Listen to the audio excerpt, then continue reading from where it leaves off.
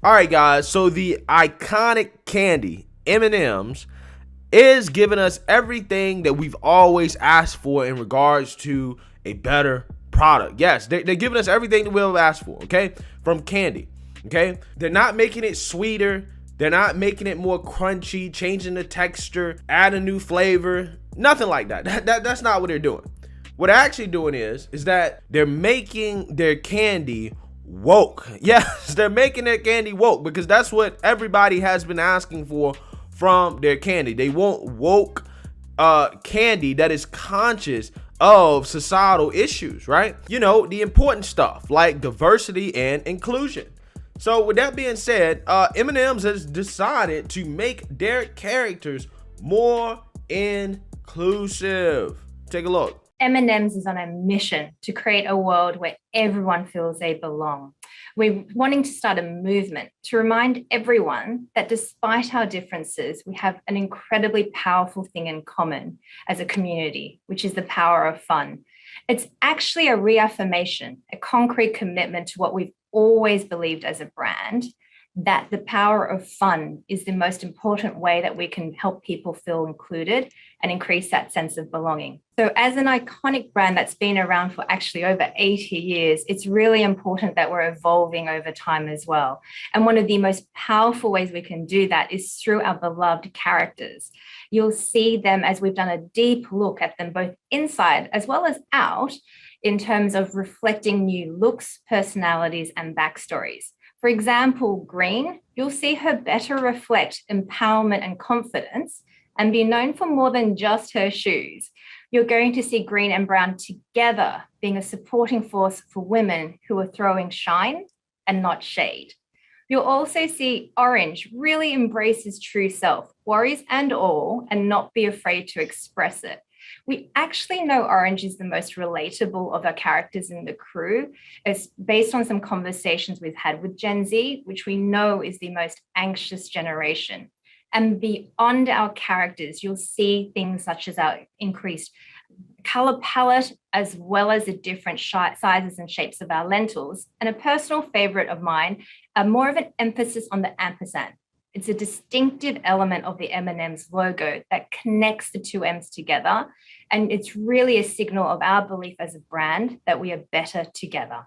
Incredible stuff, right? Really, I don't understand how did these people in the marketing world come up with this stuff, okay? I really don't. But that, to me, is like peak cringe from these companies because, you know, I don't think anybody asked for this, right? I don't think anybody asked for this from their M&M's to be more inclusive. It seems like these M&M's, some are going to be fat, you know, some are going to be, you know, small, some are going to be skinny, whatever, right?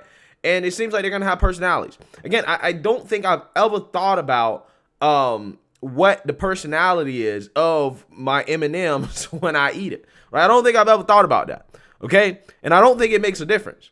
But that just goes to show that, you know, you probably shouldn't be eating candy in the first place. If you haven't been convinced in the past that you should probably leave candy alone, I hope this convinces you, right? Because that is kind of the point of me doing this video. Things like soda, right, and candy are destructive forces on society. Let's be real, okay? Let's be real, okay? I don't drink soda and eat candy for a reason, okay? Because of how bad it actually is for you and your body. Right. So again, now I have a whole nother reason outside of health reasons to not partake in eating candy. So I hope that this ultimately makes you guys decide that, you know what, maybe I shouldn't eat M&M's or, you know, drink sodas and stuff like that anymore because all these companies are going woke. So maybe they're doing society some good by doing this. I don't know. But let's read here about their woke transformation of this brand. Mars Candy Company has promised to make the animated M&M's candy characters more inclusive, in one case by dumping its green sexy girl character and giving her replacement a more nuanced personality. Until now, the green M&M's character was portrayed as a sexy female with a sultry voice and white go-go boots, but that portrayal is no more, the company said in its announcement. I wonder why, right? Did they slut shame the green M&M character, right? Did they slut shame her in an effort to go more woke, right? That's what it sounds like to me. That's what it sounds like.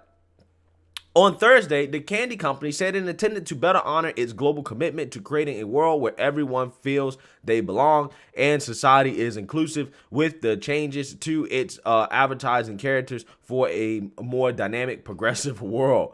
M&M'S branding will also reflect an updated tone of voice that is more inclusive, welcoming, and unifying, while remaining rooted in our signature gesture, wit, and humor. Mars added that it is hoping to improve the sense of belonging for 10 million people around the world by 2025. Like, what the hell does that mean? Right? And why 10 million?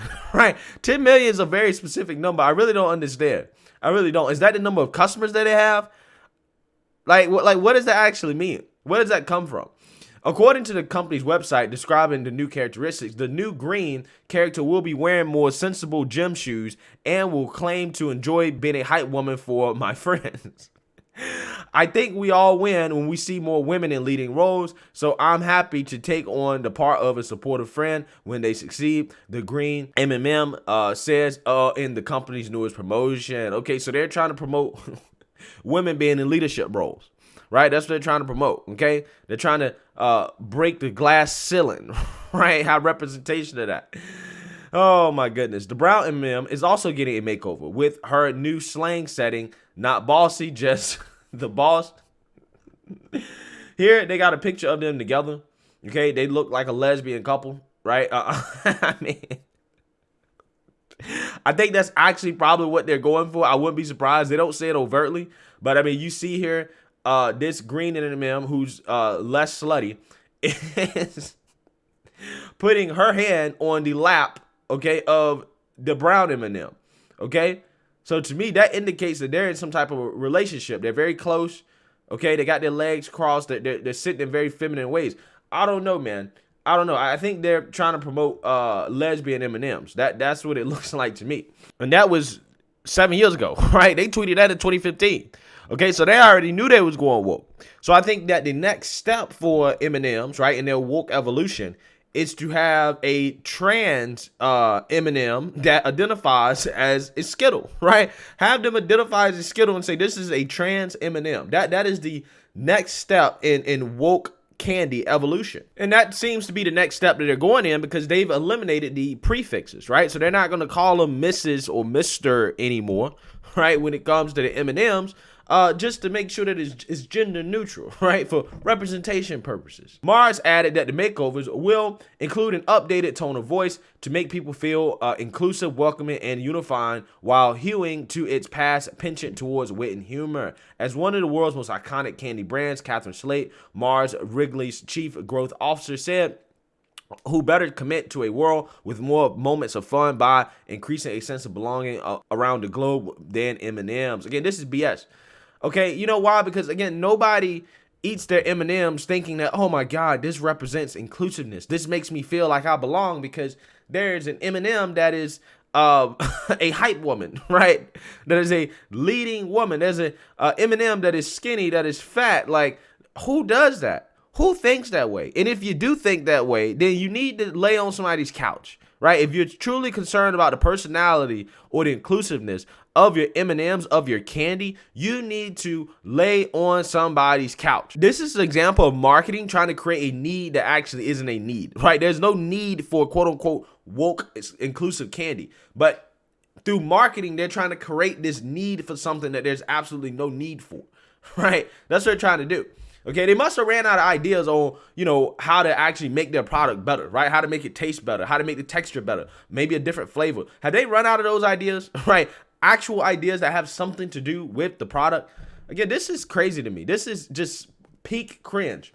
Other changes include orange M&M shoes will no longer be untied, and both red and yellow will now have unlaced shoes, not slip-ons. The changes in footwear are more representative of our consumer and a more subtle cue, but it's a cue people really pick up on, said Anton Vincent, president of Mars Wrigley North America. Again, I don't know, man. I think this is woke virtue signaling. Now, again, I don't know more than they do. Obviously, they know how to run their company better than I would, but I'm just saying. I just have never thought about personally whether or not the shoes are untied of these M&M characters before making a purchase decision. That's just me, right? But again, I don't eat candy like that. or drink soda. So maybe I'm not their target audience. I don't know. Orange will also lose his anxious personality and will now be more confident and will embrace his true self, worries and all. Vincent added that 2 female characters will be featured more often than the 4 male characters to add a little bit more gender balance to the brand's advertisements.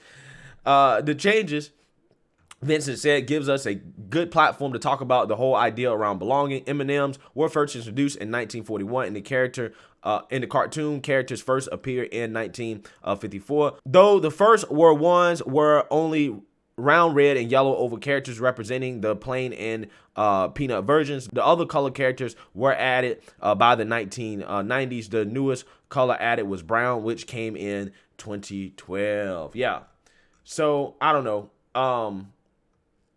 Maybe it sounds like some of these characters are gonna do all types of stuff, like, I don't know, embrace their anxiety, right, and their mental disorders that they have, that apparently is popular among young people, is to have some type of mental disorder or something wrong with you. It sounds like that's going to be a part of it as well too. They're going to embrace that, right? Embrace your true self, worries and all, right? Everything. That's what it sounds like to me. Making the world a better place through diversity and inclusion and diabetes. So let me know what you guys think. Make sure you like, comment, and subscribe. Most importantly, share a Black conservative perspective. Peace.